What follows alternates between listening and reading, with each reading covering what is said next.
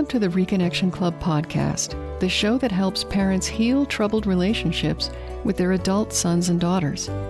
I'm your host, psychotherapist Tina Gilbertson. Each week, I'll offer you compassion, clarity, and personal development tips designed to help you reconnect, not only with your child, but with yourself. Now let's get started. If your adult child's partner doesn't seem to like you, I feel for you. For most of us, it's hard enough not to be liked, no matter by whom.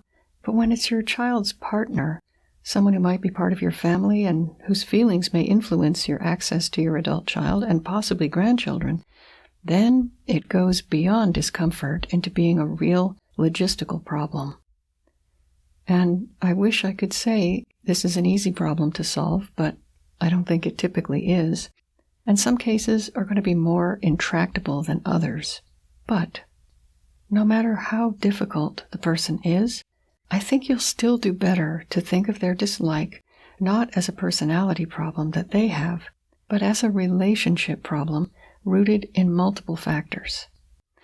Because even if their personality is truly awful, your experience of them and your interactions with them make their personality into a relationship problem. It's not just about who they are, it's very much about how they relate to you for whatever reason, and how you in turn react and relate to them. So, with that relational mindset, and with compassion and the understanding that you can only do so much from one end, we might try to discern some addressable reasons why your adult child's partner appears not to like you. If you can understand where they're coming from, you have at least a chance of responding strategically and with genuine empathy. For you, in your case, this might be a problem that does have a solution.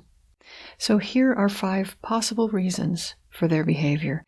Be sure to listen to all 5 before deciding what you think is going on. Reason number 1, they don't get along with their own family. Now this can actually cut both ways. Some adult children who aren't getting along with their own parents run into the arms of the partner's parents, embracing them as their new family. So not getting along at home doesn't necessarily predict, let alone cause, a difficult relationship with in-laws.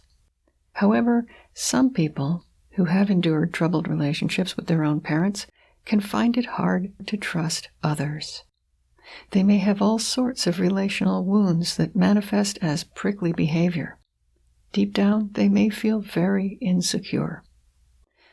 And that might be reason number 2, why your adult child's partner doesn't seem to like you. They may feel insecure enough about relationships that they need to have your adult child all to themselves.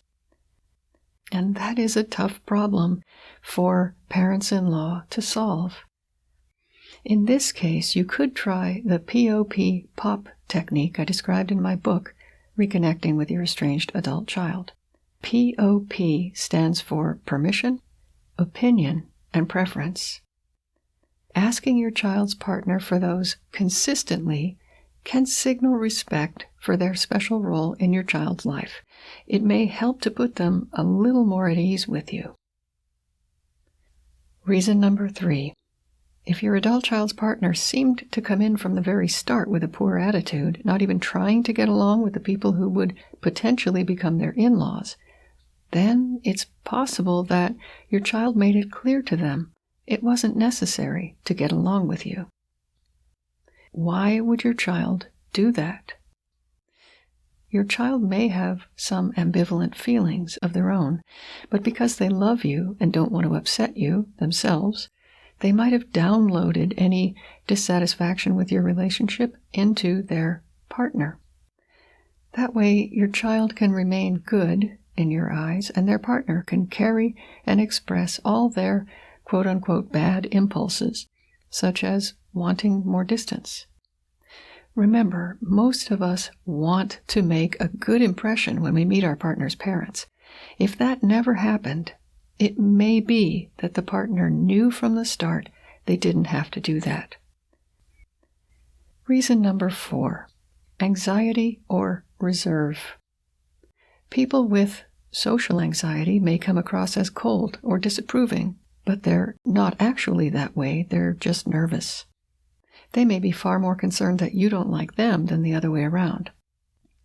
Also, if you're an extrovert and your child's partner is an introvert, they don't have to have social anxiety to come across as less effusive than you are toward them. Natural reserve can feel like rejection on the receiving end, especially if you've been hurt by rejection before. And reason number 5, and this is not an exhaustive list, but the last reason I'll share with you today as a possibility is disapproval on your side. If you ever had reservations about this partner or the relationship, even if you managed to keep that mostly to yourself, and even if you've subsequently overcome your reservations, that initial disapproval could have left a lasting impression. It might be hard for both your child and the partner to let go of the belief that your first opinion remains your honest opinion. And if they feel you don't like them, that's a reason for them not to let their guard down. We tend to like people who like us and be uneasy with people who don't, as you probably know from experience with this person. So if your relationship had a shaky beginning, you may need to tolerate continuing emotional distance while expressing your warm approval of the partner and the relationship consistently through your words and actions. Your warmth may need to be a one-way street for a very long time, and that's hard. There are surely other reasons I haven't touched on, but the 5 reasons I mentioned for your adult child's partner's apparent dislike were: number 1, they don't get along with their own family, meaning they've been hurt before in relationships. 2, they're a little insecure and may need reassurance in order to let you in. Number 3, they're holding a boundary on behalf of your loving but ambivalent adult child. 4, it was never personal, it's just how they are. But now 5, because of the history, whatever it is, they may think that you don't like them. If you have bent over backwards to try to make the partner feel welcome or liked, your own fears and worries might have made your overtures seem more like desperation or even manipulation rather than the affection you were trying to convey. All of you may be caught in a negative feedback loop. If that idea resonates, sometimes family therapy can help break the cycle. Review episode 131, Preparing for Family Therapy, before involving your adult child. And even if they won't go with you, an experienced family therapist may still be able to help you and your own spouse or partner explore your options and support each other well in this difficult situation. Good family therapy can increase your understanding of boundaries, emotional literacy, and healthy communication. Therapy can also help you forgive yourself and others for being human and not perfect.